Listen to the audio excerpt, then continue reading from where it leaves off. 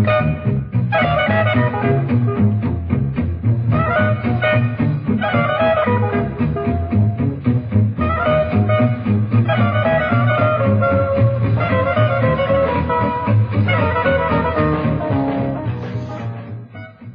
everybody, so today we continue with the Budapest gambit, and I would like to start my second lecture with very nice game.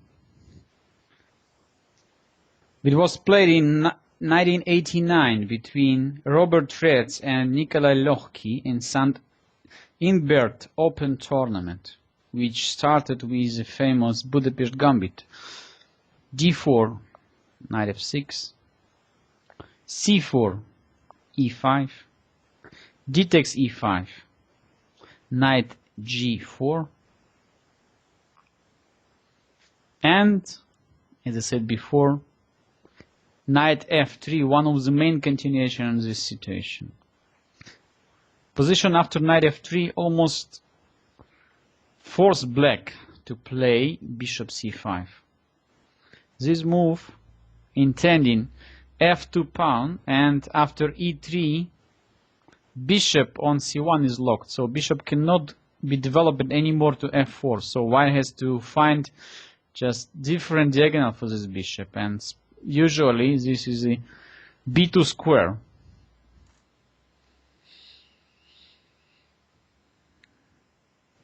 Knight c6, so black is intending e5 pawn immediately.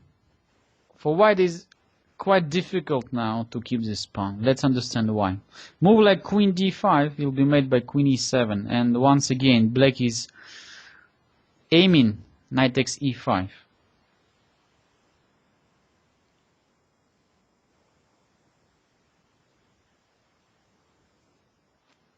So move like queen d5, at the same time white is trying to keep his pawn on e5 and attack black's bishop on c5. Will be made by simple move queen e7, and white cannot save his pawn on e5. So knight takes e5 is coming. So that means that white has to forget about e5 pawn and just stick to the normal development after bishop e2. Knight takes e5. Short castling. Knight takes f3 check. Bishop takes f3. Knight e5, intending white's bishop on f3, so bishop e2 is almost forced, and after short castling white plays knight c3. Classical situation.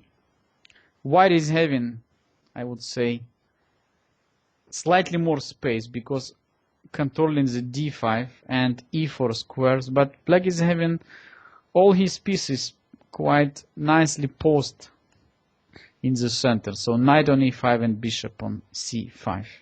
In that case, black is having different plans.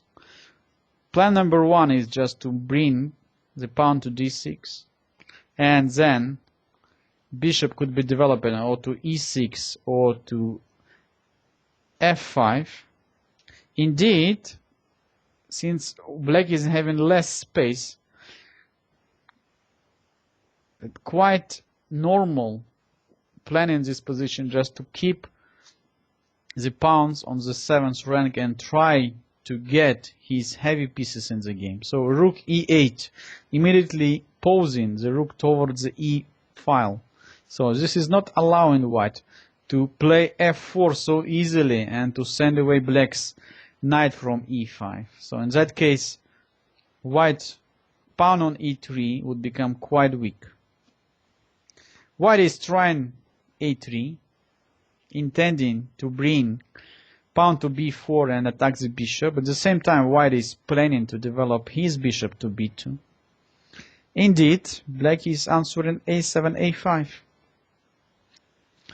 b3. Of course, white's main idea is just to complete the development of the bishop So bishop is coming to b2, then maybe queen comes to c2, and then rook comes to d1. So white is under full control in the center. How black could organize this counterplay?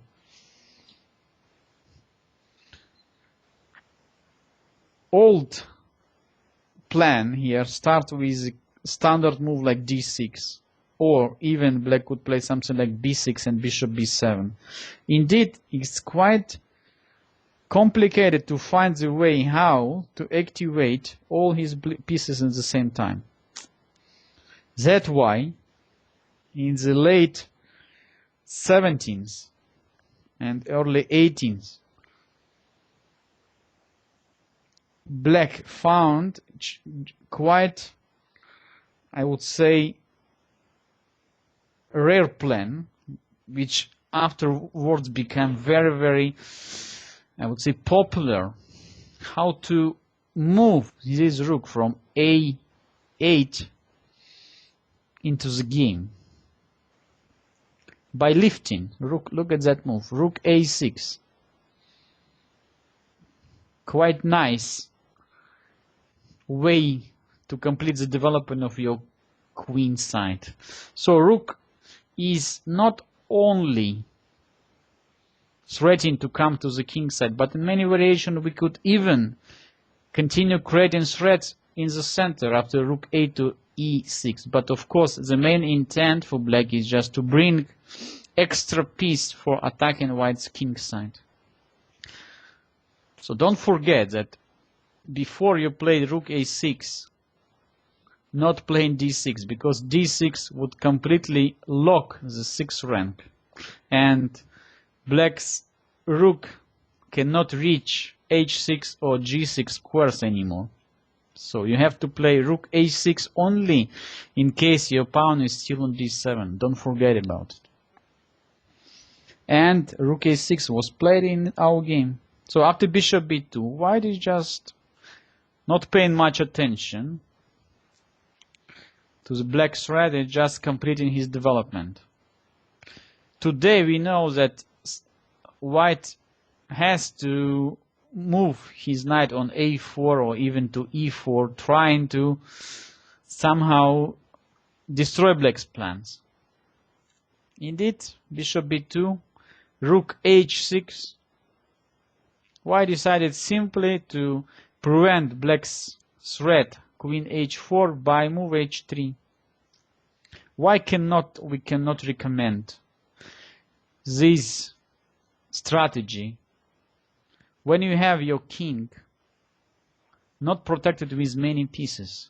So it's extremely dangerous to move your pawns, because these pawns could become the great target for your opponent pieces. And exactly in this game, white paid for this h3 weakness. After g6, look, black already intending to capture on h3, and at the same time all black pieces are looking towards the white's king side. Rook on e8 is also taking part in the attack. Queen is just move away from the king side. So queen could come any second to g5 or to h4. Indeed, white is just continuing knight e4, trying to bring his knight to the defense. At the same time, white is intending maybe traying the knight on e5 for the bishop on b2, but too late. Too late. Black is completely ruining white's king side. Bishop takes h3. This is a very typical sacrifice which happened in many games played by Budapest gambit. So white's king side will be completely destroyed after that move. Now we can understand that g takes h3 will be made by queen h4. Black is intending queen takes h3. At the same time, knight on g3 is somehow hanging. Let's say after knight g3, black is just continuing. Bishop takes e3. threading queen take g3. And white is in absolutely hopeless situation. After f takes e3, queen take g3, check, king h1, the checkmate is coming, rook take h3. In the game, white tried something else and removed black's bishop on c5, but look, white is having no pieces, completely no pieces in the defense. So after g takes h3, queen h4 is winning. So that's why white is trying to play knight takes c5 right away. What black is doing? Of course, black is not capturing d takes c5, which will allow white to trade queens after queen takes d8, but continues his assault on the king side. Bishop take g2. Now, king take g2 will be made by queen g5 check, and white's king in the critical situation.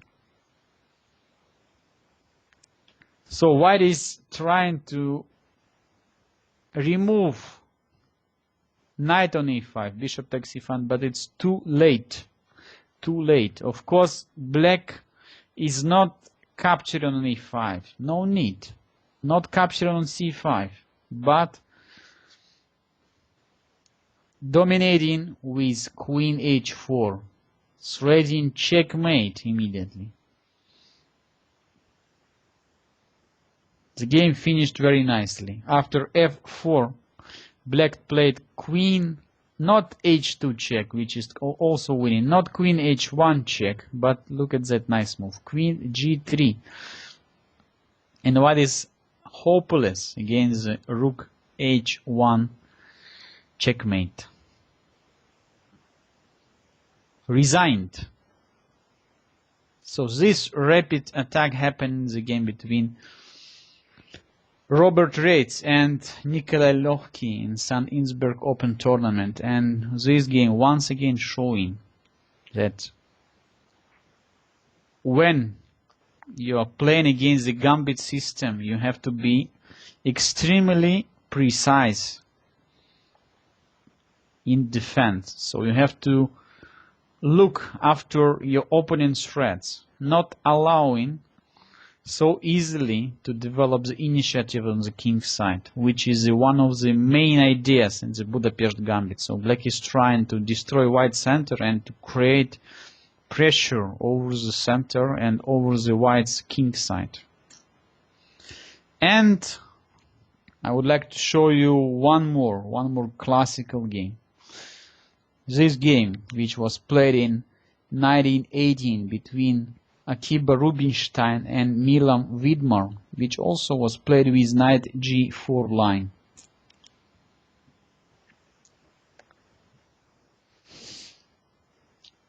The first use of this opening line in the top level happened in Berlin 1918, and history said that one of the strongest players at that time, Akiba Rubinstein,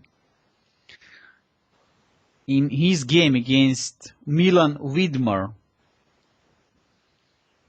has to face this new line which he was completely unprepared, of course. And we can only think about how Milan Vidmar in the first round decided to play the Budapest gambit against such a great positional player as Akiba Rubinstein. So according to the history source, friend of Milan Vidmar, Ebony, one of the creators of the Budapest gambit, showed before the game.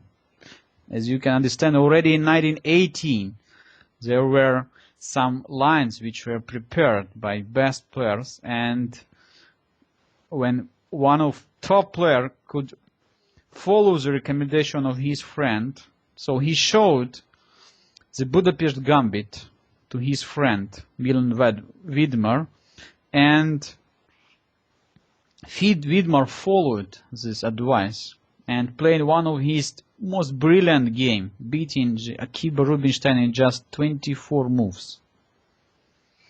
So let's look at that famous game. After d4, knight f6, c4, e5, d takes e5, knight g4. Rubinstein, following his classical principles, decided to play bishop f4. Knight c6 and knight f3. Bishop b4. As we know today, one of the best reaction on that bishop b4 move is knight d2 answer.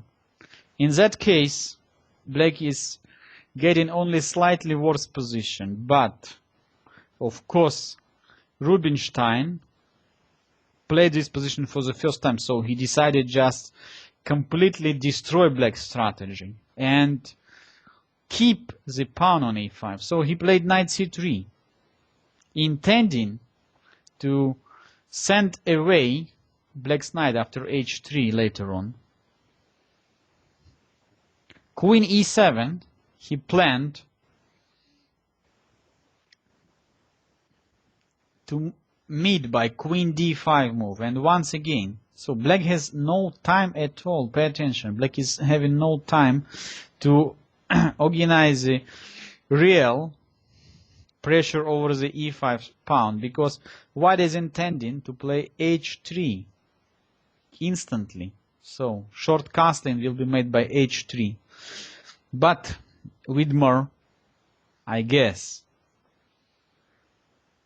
prepared here quite unpleasant surprise for Rubinstein. So he played bishop takes c3, destroying white's pawn structure on the queen side. After b takes c3, not getting white any chance to keep this pawn on e5. He just decided to trade this pawn, and now game is getting real gambit outcome. So after f6, black is sacrificing the pawn for development advantage. E takes f6 and knight takes f6. Despite the fact that white is having extra pawn, his weakness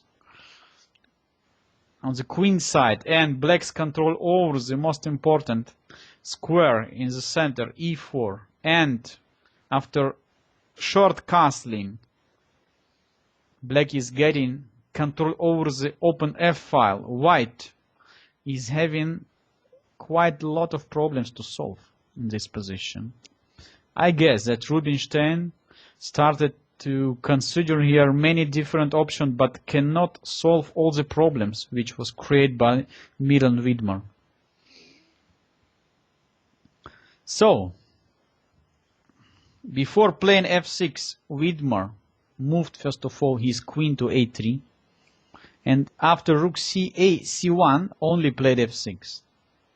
E takes f6, knight takes f6, queen d2, d6. So now bishop is coming to the game. Also, white has to pay attention to knight e4 move all the time.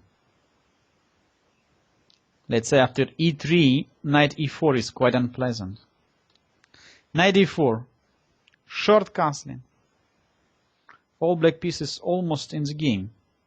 e3. Now Rubinstein, I guess, was quite happy with his position. So he's intending to bring his bishop to d3 or to e2, and then to make short castling with extra pawn. He was probably happy to get such an outcome from this Budapest gambit line. Indeed, black is to move, and Widmer is continue creating problems. Knight takes d4. One of the most important rules when you have development advantage is to exchange already developed pieces and to keep your developed pieces in the game.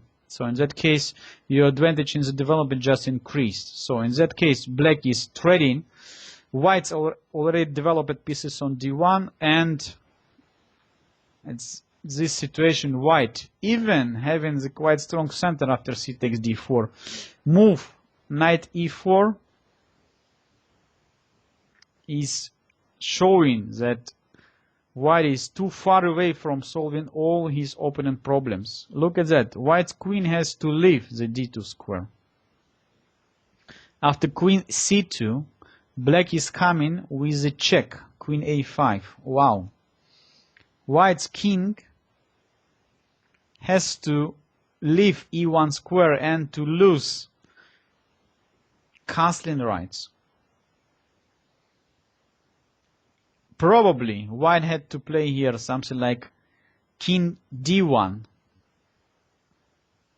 Indeed, Rubinstein decided to play king e2, intending to play f3 after, let's say, move like rook e8 or queen f5.